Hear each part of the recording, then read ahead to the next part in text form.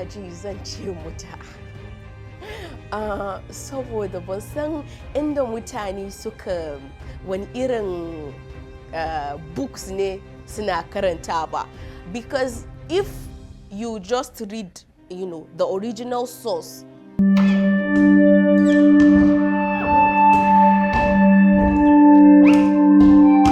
Assalamu alaikum. So sunana Zakariya Zainab. Mahaifina mutumin Sokoto ne, amma ni an haife ni ne a Ibadan, kuma a Ibadan na girma. Na yi primary school na da secondary school na duka a Ibadan na yi. University na kawai ne na san na fita kasan waje, na je Kotonu na yi business administration na, kuma na da degree BSc. Kuma generally I'm a journalist, an activist, at least I hope. Ni za ya ce ni activist ne, kuma I'm a business person, kenan ina da businesses da I'm running, inshallah. Maganin Shi'A, it's a long story, amma zan yi shorten din shi. So babana shi student Sheikh Ibrahim Zakzaki ne, amma bai taba kaman takura mana ya ce mu shiga ko Shi'a ne ko arka ne aka. Kawai he gave us the basic knowledge of Islam, introduced us to the Ahlul Bayt, irin musan waye su Ahlul Bayt suke. So it was saboda muna da wannan solid foundation, yeah, making it easy for us in the future to recognize what the truth is and then to accept. Ni saboda babana mutumin da yake yana yi karatu da yawa, kuma mun tashi ne a gida ga irin books da yawa ma a gida, that so it introduced us to be able to read. So ni na ci ina sa in yi karatu sosai, so I've been reading a lot of books which raised questions. So in na samu irin wannan questions, so in je wajen shi in tambaye shi baba yawan kuma ya gaya min. Amma to be honest and frank, abinda ya sa ni in ce ni yanzu na shiga cikin Shi'a ko arka shine Waqi'a 2014, da aka fara kashe mutane a Zaria, the Kaduna, the first one, I think it's called the Quds Day killing in 2014. That was what really led me to be active. So that Shi'a ne saboda I don't know.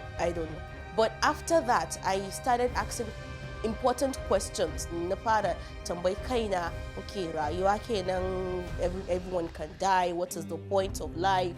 What is the me burina bayan mutu'a? All of these questions, important questions about life. So kuma na fara, I continue reading, researching, because inshallah I want to be sure on the day of judgment, in Allah ya tambaye ni cewa, you know, what have you been able to achieve? I want to have confidence in ce to alhamdulillah, to the best of my knowledge, I did my research and this is the truth. And for me, there is no other answer to the question of life. There is no other truth other than Shi'a and Shiism, and being a follower of the Ahlul Bayt and a follower of Imam Ali ibn Abi Talib alayhi salam.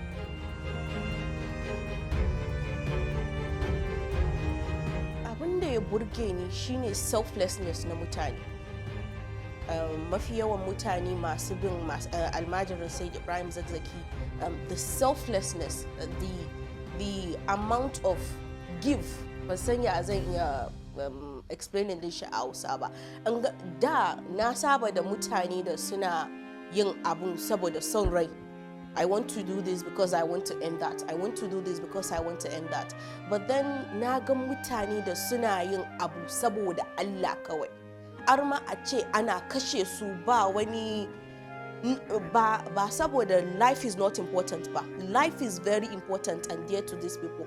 Amma sun fi so a ce, I would rather give my life for God to serve justice rather than live in a society that is filled with injustice. Irin ba so injustice. Kuma ni, I've never in my life liked anyone being oppressed. So abin da zan ce ya burge ni sosai shine the to act against oppression. If I want to, if I want to say it in one simple line, the fight against injustice and oppression in our society shine abin da yafi burge ni a cikin arka, insha Allah.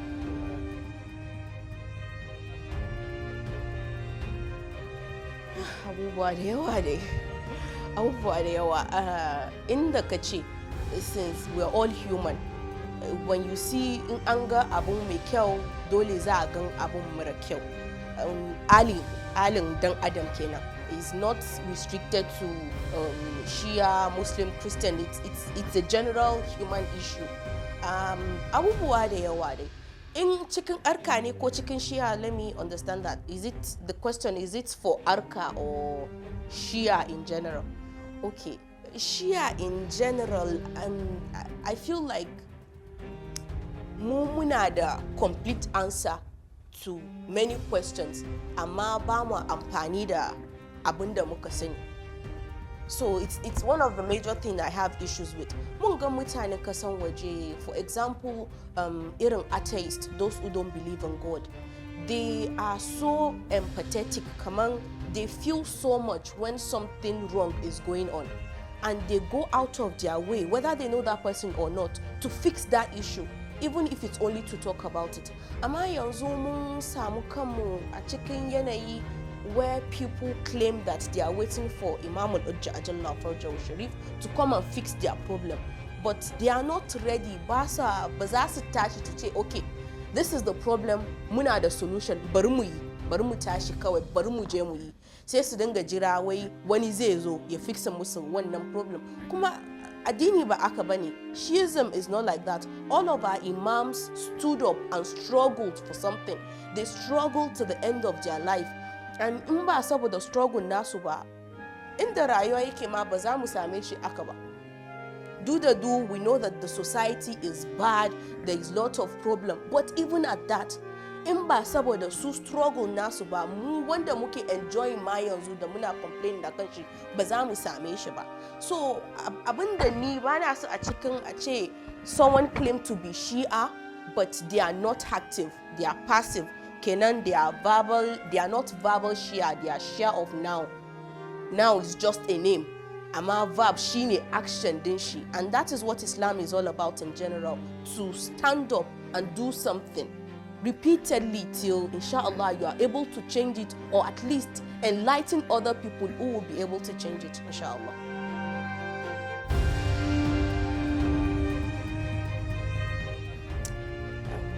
Ko na ce akwai turning point in their life, oh? That's my turning point. Because lokacin da zan ce na shiga cikin arka, na shiga na ce okay, yanzu from every part of me I am a Shia. Lokacin huta ne da ana kashe mu sosai. So ba ma lokacin dadi ba, lokacin bala'in kashe da ana yi muna ne. So how would ban san ya ne zan yi explaining da shi ba, but it took a lot of courage for me and conviction. I had to be convinced from every part of me that okay, this is the truth, and this is the path, and this is what I want to do, and this is what I want to live for, and this is what I want my legacy to be. Ba zan ce I have really experienced hatred ba. Saboda inda na ce me, I grew up in Ibadan and Lagos, so many people there are more liberal towards religion. Of course, na gan ba zan ce ban taba, I've never experienced it. Of course I have, but the major problem that I feel is, the reason behind irin wannan abun shine ignorance. People don't know, kuma ba sa so su sani. Amma if you can take your time to explain a little, you find out that most people are able to at least see beyond the propaganda that they've been exposed to. ZAKA gani mutane for many years of their life, all they've ever heard from their cleric shine Shi'a kaza, Shi'a kaza, Shi'a kaza, kuma su ba su taba zauna da 'yan Shi'a ba. So that is the conception they have. And when you see the news of daily protest in Abuja and irin wakiya da aka yi, you start having this aversion for this kind of people. So I can understand where that is coming from. I understand his ignorance. When I experience that kind of thing, I don't allow it to affect me. To the best of my knowledge, if I have the opportunity, in zauna da wannan mutum ko wacece, in ma 2 minutes ne in dai mishi magana irin normal magana, ba zan ma sa addini ba, just normal as a human being irin wannan magana. So to the best of my ability, I try to bridge this gap. Kuma I feel like us as Shias akwai aiki akan mu da yawa.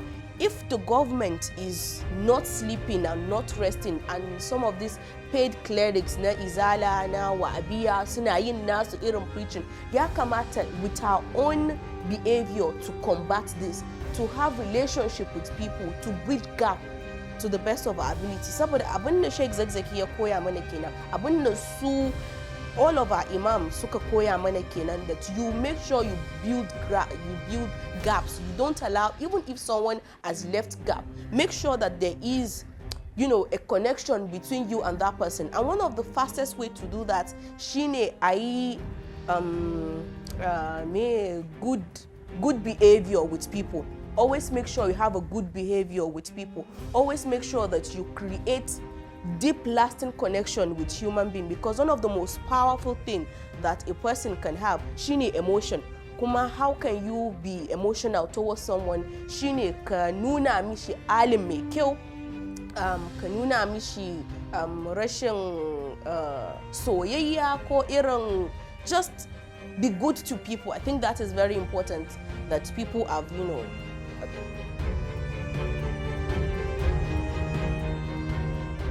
ina ji zan ce Mutu'A saboda ban san inda mutane suka wani irin books ne suna karanta ba, because if you just read the original source, you will see that Mutu'A ai sunnar Rasulullah sallallahu alaihi wasallam ne, abinda su suka nuna cewa za a yi ne ba wani. But unfortunately, just like I mentioned earlier, there's nothing that mutane ba za su yi oppressing din shi ba. Duk komin alal mutane su yi oppressing din shi. So you can understand if you have some people who have issues with Mutu'A, because maybe unfortunately sun hadu da wasu da sun amfani da Mutu'A inda it is not halal, where they just, it's quite unfortunate. It's a long story, but kawai if one wants to shorten it, the issue of Mutu'A has been grossly misrepresented, grossly misused, and people have taken liberties an yi abin da bai kamata a yi a kan shi ba. Amma if truly people want to learn, all they have to do is read the books from the original source, from some of the hadith of the Prophet, and even on the Quran. They can see that this thing has legal framework. Just like everything in Islam, it has rules, it has conditions that must be met. Kuma in ba yi shi inda ya kamata a yi ba, to an yi abin da ba daidai bane, insha Allah.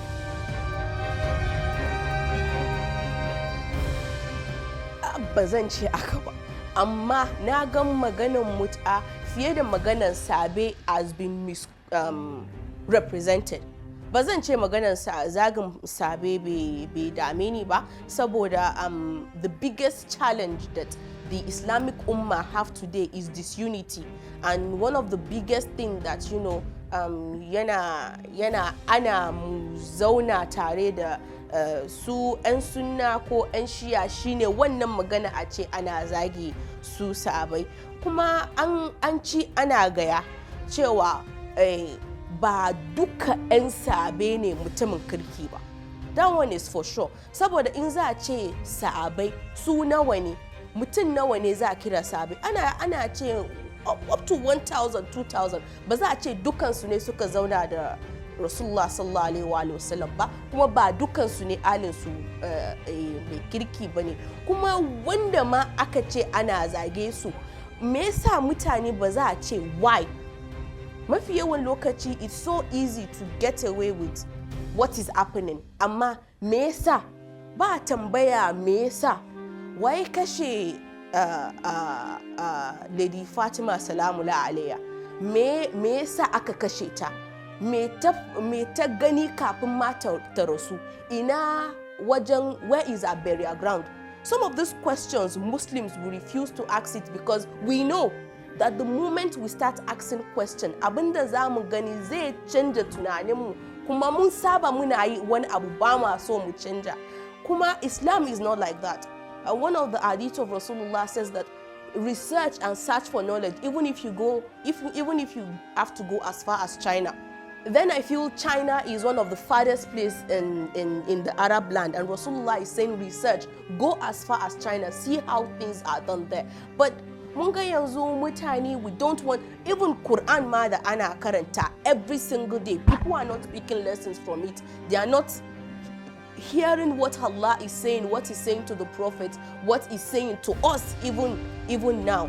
So it's quite unfortunate. Yes, the issue of insulting Sahaba is a big misconception within the Shia school of thought, and also one of the weapons that those that don't want unity among Shias and Sunnis are always using. But Imam Khamenei has spoken more than many times over and said that is not the problem of the Muslim Ummah. Insulting each other is not a thing, and he has already given a fatwa on it and encouraged us to focus more on what unites us rather than focusing on what disunites us, because what unites us is actually more than what disunites us. We have the same Qibla, we worship the same God, we have the same book, our prophet is the same, we believe in the last day, we are all Muslims, and inshallah, may Allah guide us all to the path of righteousness, inshallah. As a follower of Sheikh Ibrahim Zakzaki, ba wanda zai ce yana cikin kwanciyar hankali na gaskiya. If you truly claim to be one of his followers, ba wanda zai ce yana cikin kwanciyar hankali. Tun wakiya, kuma kafin wakiya ma tun da ana ce za ka shi ba wani ma tsammani cewa za a yi irin wannan abu, amma gashi cikin yanayi da muke ciki. And it is so unfortunate that abinda aka yi mishi ba wani justification anywhere in the world.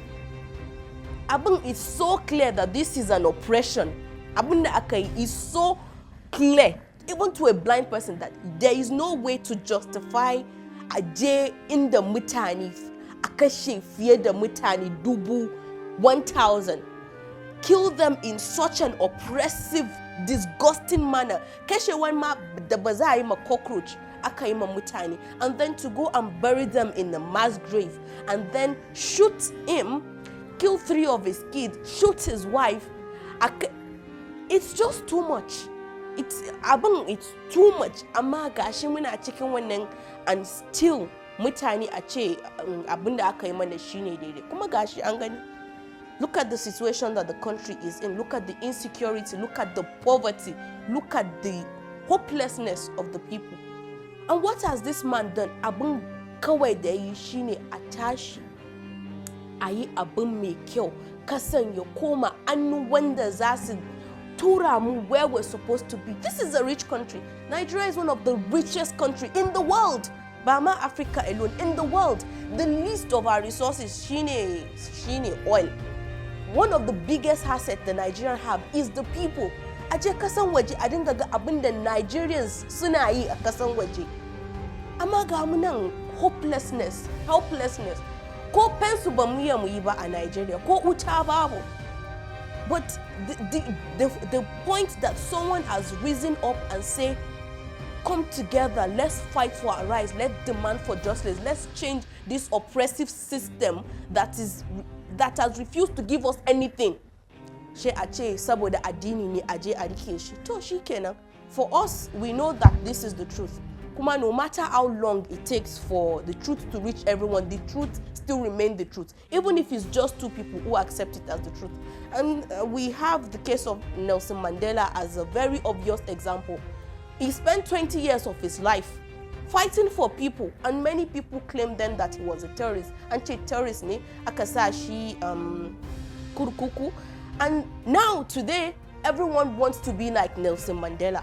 So time is so short, and inshallah, time will come when all those who have done this dukansu, they will pay for it. Not only will they pay for it, the people themselves, they will realize that truly, truly this man gave everything for us, and only Allah can compensate him, inshallah.